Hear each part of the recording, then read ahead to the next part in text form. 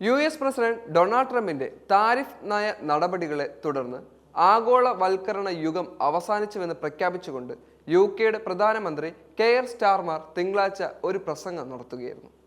1991-ൽ Soviet യൂണിയന്റെ പതനത്തോടെ ആരംഭിച്ച ആഗോളവൽക്കരണം ദശലക്ഷക്കണക്കിന് വോട്ടർമാരെ നിരാശരാക്കിയിട്ടുണ്ടെന്ന് പ്രഖ്യാപിക്കാൻ ഒരുങ്ങുകയാണ് യുകെയുടെ പ്രധാനമന്ത്രി. ട്രംപിന്റെ അഭൂതപൂർവമായ 10% അടിസ്ഥാന താരിഫുകൾ ആഗോള വിപണികളെ അനിശ്ചിതത്വത്തിലേക്ക് തള്ളിവിട്ടതായി പ്രമുഖ മാധ്യമങ്ങൾ റിപ്പോർട്ട് ചെയ്തിരുന്നു.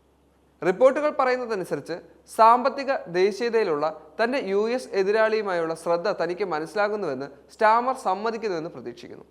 ട്രംപിന്റെ തീവ്രമായ നടപടികളോട് സ്റ്റാർമർ ഭരണകൂടം യോജിക്കുന്നില്ലെങ്കിലും ഒരു പുതിയ യുഗം ആരംഭിച്ചുവെന്ന് സമ്മതിക്കുന്നുവെന്ന് യുകെയിലെ ഒരു മുതിർന്ന ഉദ്യോഗസ്ഥനെ ഉദ്ധരിച്ചുകൊണ്ട് മാധ്യമം റിപ്പോർട്ട് ചെയ്യുകയും ചെയ്തു. അതിൽ പലരും US പ്രസിഡന്റിന്റെ സമീപനത്തെ പിന്തുണയ്ക്കുകയും ചെയ്യുന്നു. ആഗോളവൽക്കരണം ധാരാളം തൊഴിലാളികൾക്ക് ഗുണം ചെയ്യുന്നില്ല. വ്യാപാര യുദ്ധങ്ങൾ പരിഹാരമാണെന്ന് ഞങ്ങൾ വിശ്വസിക്കുന്നുമില്ല.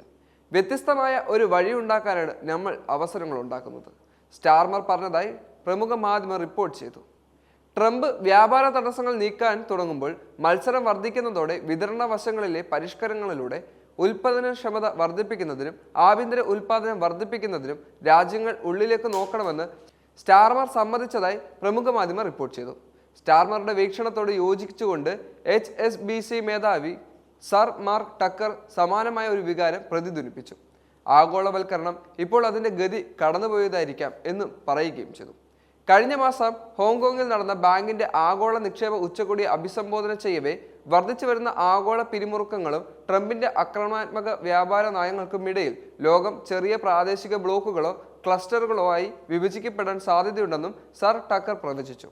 അവിടെ ശക്തമായ വ്യാപാര ബന്ധങ്ങൾ ഉയർന്നു വന്നേക്കാമെന്ന് ദ ഫിനാൻഷ്യൽ ടൈംസും റിപ്പോർട്ട് ചെയ്തിരുന്നു.